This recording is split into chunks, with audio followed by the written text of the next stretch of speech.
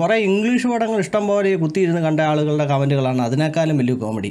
ഇവർ പറയുന്നത് എന്താണെന്നറിയോ? അതായത് ഞങ്ങൾ മലയാളികളാണ്, പക്ഷേ ഞങ്ങൾക്ക് കുറച്ച് മലയാളം അറിയാം എന്ന് പറയുന്ന ആളുകളുണ്ടല്ലോ. അതായത് ഞങ്ങൾ ഭയങ്കര കുറേ ഇംഗ്ലീഷ് സിനിമകളോ വലിയ ഹോളിവുഡ്, ചൈന, കൊറിയൻ സിനിമകളൊക്കെ കണ്ട ഞങ്ങൾക്ക് നല്ല എക്സ്പീരിയൻസ് ഉണ്ട്.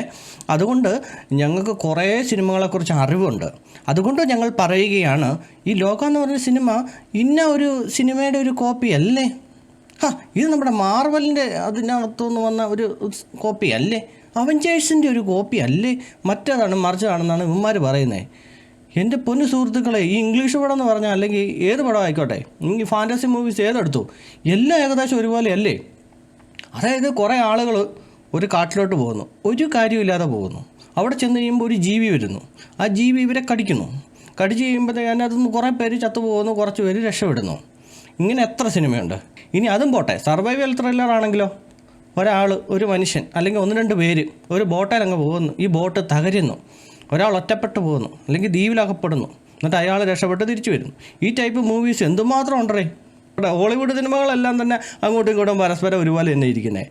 നിങ്ങൾ മനസ്സിലാക്കേണ്ട ഒരു കാര്യമുണ്ട്, ഏത് സിനിമ എടുത്തെന്ന് പറഞ്ഞാലും അത് ലോകത്തിൽ എവിടെയെങ്കിലും ഒരു പടമായിട്ട് ചേർച്ച കാണും. അല്ലെങ്കിൽ പണ്ട് നൂറ്റാണ്ടുകൾക്ക് മുമ്പൊക്കെ സിനിമ എടുക്കണം. ഇപ്പോൾ ഒരു കാലം മുമ്പോട്ട് പോയില്ലേ, എത്രയോ ലക്ഷക്കണക്കിന് കോടിക്കണക്കിന് സിനിമകൾ ഇവിടെ ഇറങ്ങിയിരിക്കുന്നത്. ഇപ്പോൾ ഏതെങ്കിലും തമ്മിൽ അങ്ങോട്ടും ഇങ്ങോട്ടും ഒക്കെ കാണും. സൂപ്പർ ഹീറോ മൂവി എന്ന് പറഞ്ഞാൽ പിന്നെ എന്നാ ചെയ്യാനൊക്കും?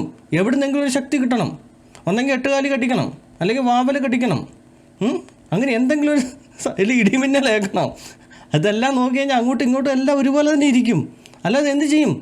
നിങ്ങൾ പറ, ഒരാൾക്ക് സൂപ്പർ ഹീറോ പവർ കിട്ടണമെങ്കിൽ എന്തായിരിക്കണം? അതിൻ്റെ അത് പുതിയൊരു കാര്യം പറ. എങ്ങും ഇല്ലാത്ത ഒരു ഐഡിയ ഒന്ന് കണ്ടുപിടിക്കുക. നടക്കത്തില്ല.